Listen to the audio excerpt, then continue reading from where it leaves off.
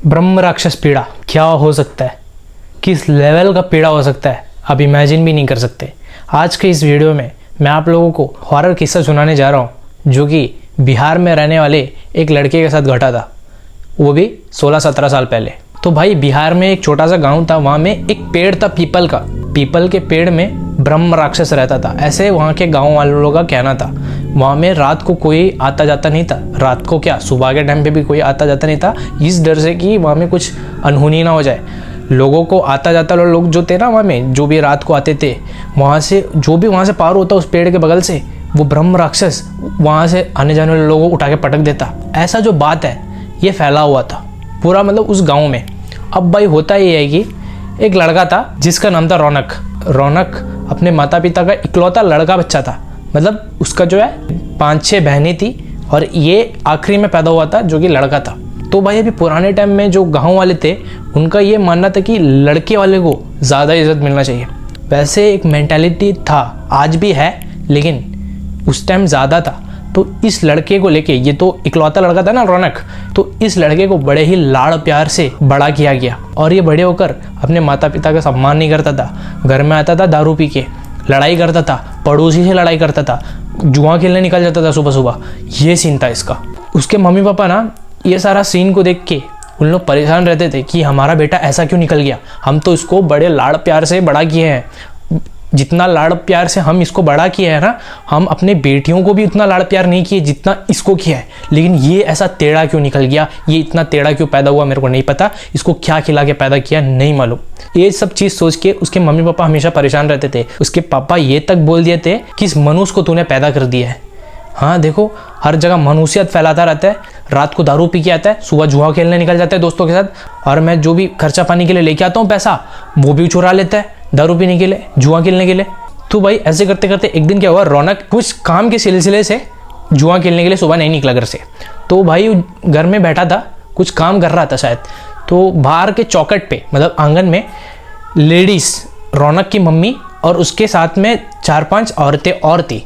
बाहर मतलब उस गांव के 4-5 औरतें सामने बैठ के बातें कर रही थे कि इस गांव का क्या होगा, पता नहीं कब तक, पता नहीं ये सब झेलना पड़ेगा, ये जो पेड़ है इसको कटवा क्यों नहीं देते हैं, ये पेड़ में ब्रह्म राक्षस रहता है, इसको कुछ भी करके हटाना है। तो उसमें से रौनक की मम्मी बोलती है कि नहीं, ऐसा कैसे हटेगा, हमारे जो ससुर जी थे उसके जो पिता के टाइम से ये जिंदा है इधर, उस समय से वहाँ में ब्रह्म राक्षस है, उसको उन लोग नहीं हटा पाए, हम क्या चीज़ है।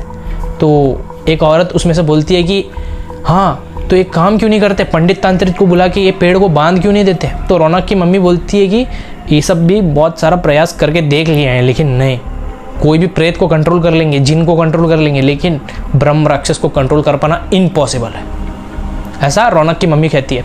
तो उसमें से एक औरत और कहती है कि मेरा जो भाई ये बाहर से आया था, उसको तो ये गाँव के बारे में कुछ आइडिया है नहीं, ये पीपल पेड़ के बगल से ही कुछ मिठाई लेके आ रहा था, उठा के पटक दिया ब्रह्म राक्षस ने। तो उसकी मम्मी बोलती है अच्छा कुछ तो करना पड़ेगा। तभी अंदर बैठा रौनक ये सब सुन रहा था। अब रौनक कहता है हाँ आप लोगों का बकवास बहुत सुन लिया, यहाँ में ब्रह्म राक्षस सब कुछ नहीं होता, अगर ब्रह्म राक्षस होता तो अब तक तो मतलब पूरा गांव खाली हो जाना था, कोई ब्रह्म राक्षस नहीं है, ये सब झूठ है, ये सब अफवाह है, आप लोग बेकार का फालतू में डर रहे हैं, यहाँ से निकल जाओ, मेरा दिमाग खराब मत करो, मैं घर में हूँ, मैं घर से निकल जाऊँगा ना तब आप बकवास करना है, सब मेरे सामने सब मत करना। तो उसमें से एक औरत बोलती है अरे तेरे पास हिम्मत है, उस पेड़ के बगल जाके खड़ा होकर देखो एक बार। रौनक बोलता है कि खड़ा क्या होऊंगा, मैं तो वहाँ जाके दारू भी क्या आऊँगा। तो सारा औरत शांत हो जाता है। भाई बोलते हैं कि ये लड़का कितना नालायक है, किस तरह बदतमीजी से पेश आता है सबसे, पता नहीं आगे जाके इसका क्या होगा। तो रौनक बोलता है कि नहीं, आज मैं जाऊँगा और वहाँ में बैठ के दारू पी के आपको दिखाऊँगा, आप लोगों को दिखाऊँगा, आप लोग यहाँ से चले जाओ, अभी जितना भी आंटी लोग यहाँ से निकल जाओ, मेरा दिमाग खराब मत करो, आज मैं ये चीज़ करके दिखाऊंगा, आप लोगों का जो अफवाह है ये ख़त्म करूंगा। तो रौनक ने तो इनको सबको भगा दिया ये बोल के कि यहाँ से निकल जाओ, मेरा दिमाग खराब मत करो। अब वो सब तो चले गए, लेकिन रौनक ये चीज़ अंदर एकदम ठान के रखा था कि आज कैसे भी कुछ भी हाल में मुझे उस पीपल पेड़ के पास जाना है और वहाँ में दारू पी के आना है, कुछ भी करके। तो ये अपना प्लान उन डालता है, दोस्तों के पास जाता है, जुआ खेलने वाले जो दोस्त है ना उसको बोलता है कि तुम लोगों को एक बात बोलना था। तो वो बोलते हैं कि हाँ बोलो भाई। तो रौनक बोलता है कि हम तो जुआ सुबह सुबह खेल लेते हैं कहीं भी इसके घर में या तो कहीं बगीचे में बैठ के, लेकिन आज रात को उस पीपल पेड़ में हम दारू पी के आएंगे, तो सब पीछे हट जाते हैं। सारा दोस्त बोलते हैं कि ये हरकत हम नहीं करेंगे, तू जो करना है जो बोलना है बोलो, हम वो करने के लिए तैयार है, लेकिन ये हरकत हम नहीं करेंगे, ये जो तू बोल रहा है पीपल बेड के सामने जाके दारू पी के आएंगे, ये सब हम नहीं करेंगे, ये सब चीज़ से हमको दूर रहना हमारे बुजुर्गों ने कहा है। तो रौनक बोलता है ये सब बकवास बातें, अगर ब्रह्म राक्षस होता तो अब तक तो पूरा गांव खाली हो चुका होता, तुम सब बेवकूफ़ लोग हो।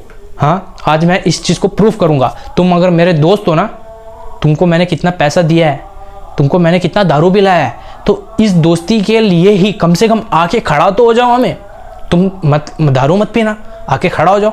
तो वो दोस्त लोग रेडी हो जाते हैं, बोलते हैं कि ठीक है हम तुम्हारे साथ आएंगे, लेकिन हम दूर से खड़ा होकर तुमको देखेंगे।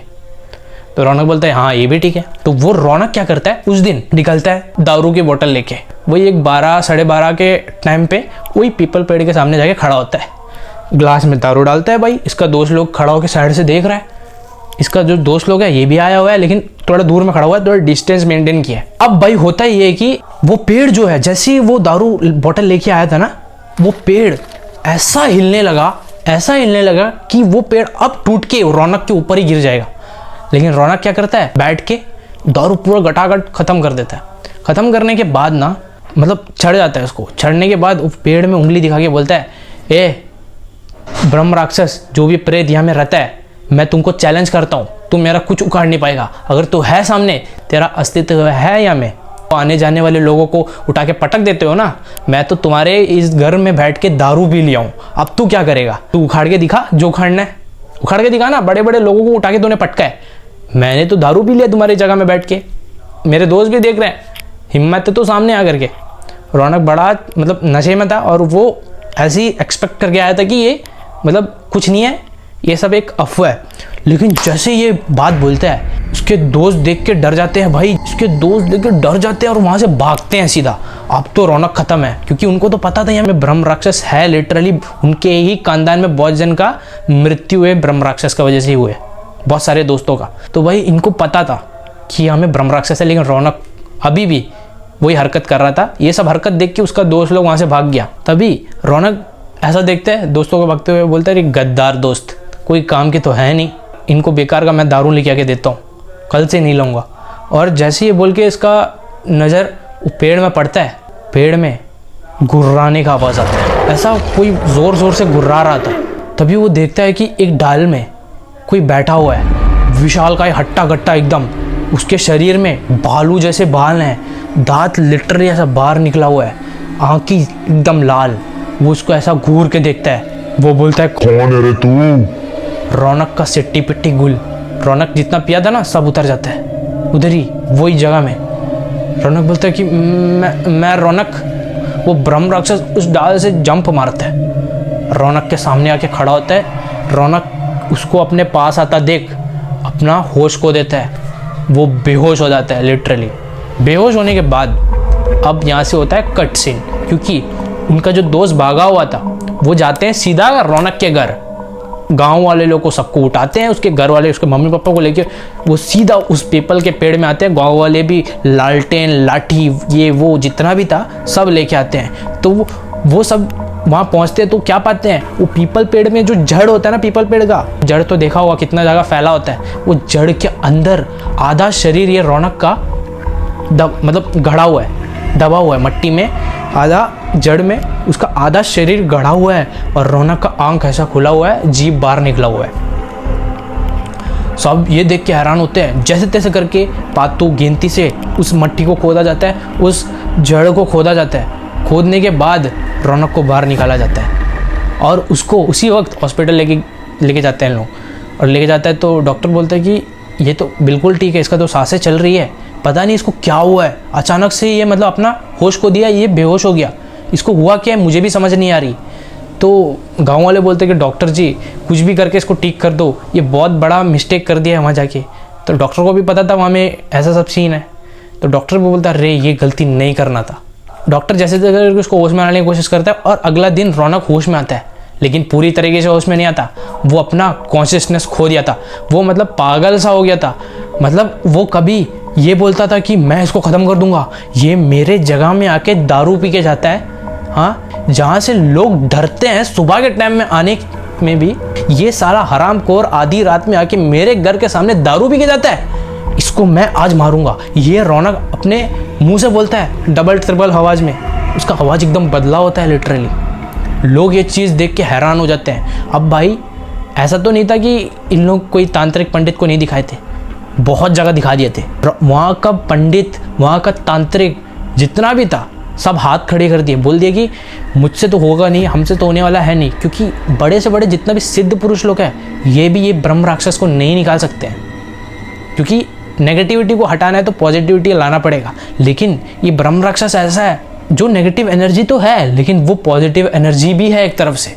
मतलब उसको तुम अगर हनुमान चालीसा सुनाओगे तो वो भी हनुमान चालीसा गाएगा, उसको गायत्री मंत्र सुनाओगे वो भी गायत्री मंत्र गाएगा, मृत्युंजय मंत्र सुनाओगे मृत्युंजय मंत्र गाएगा। ये सीन है, इसको कोई सही नहीं कर सकता। इसको भाई अब भगवान ही सही कर सकता है, या तो ब्रह्म राक्षस चाहे तो खुद वो सही कर सकता है, नहीं तो कोई इसका बाधा को हटा नहीं सकता। अब भाई पूरे के पूरे जितना भी तांत्रिक थे सब तो हाथ खड़े कर दिए थे कि नहीं होगा, हमसे तो नहीं होने वाला। आप देख लो। अब भाई रौनक तो हमेशा पागल लोग की तरह बातें करता था, कहीं दीवार में जाके सिर पीटने लगता था, कभी काकरोच खा लिया, कभी मट्टी खा लिया, कुछ ना कुछ उल्टा सीधा खाना शुरू कर दिया था और मैक्सिमम खाना पीना बंद कर दिया था, एकदम बंद कर दिया था। उसका हालत एकदम ख़राब हो चुका था। अब तक उसी चीज़ को लेकर स्ट्रगल कर रहा है, फेस कर रहा है। वो अब तक भी नॉर्मल नहीं हुआ है।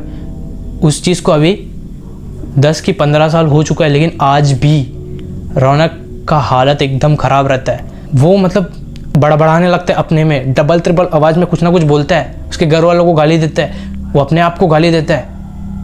भाई ये चीज़ बहुत मतलब एक्सट्रीम लेवल का हो गया ये रौनक के साथ। ये जो ब्रह्म राक्षस पीड़ा है ना भाई, ये बहुत खतरनाक पीड़ा है। इसको कोई नहीं बचा सकता, इससे कोई नहीं बचा सकता। नेगेटिव एनर्जी भूत प्रेत से तो भगवान का नाम लेने से तो बच जाओगे, लेकिन ब्रह्म राक्षस से कौन बचाएगा? उसको सारा वेद कंठस्थ है, उसको सारा पुराणों का जितना भी जानकारी है सब उसको पता है, हनुमान चालीसा उसको पता है, कौन बचाएगा उससे? तो भाई ऐसा कहीं भी आपके गांव में या कहीं भी आपने सुना होगा कि ब्रह्म राक्षस का वास यहाँ में है, वहाँ में बिल्कुल भी मत जाना, क्योंकि बहुत डेंजरस होता है ये चीज़, बहुत एक्सट्रीम लेवल का डेंजरस होता है ये चीज़। इससे बचना लगभग इम्पॉसिबल है, क्योंकि ये चाहेगा तो ही आपके बदन से निकाल सकता है, नहीं तो कोई भी चीज़, कोई भी तांत्रिक इसको ठीक नहीं कर सकता भाई। कोई भी मौलवी तांत्रिक कोई नहीं ठीक कर सकता ब्रह्म राक्षस पीड़ा को।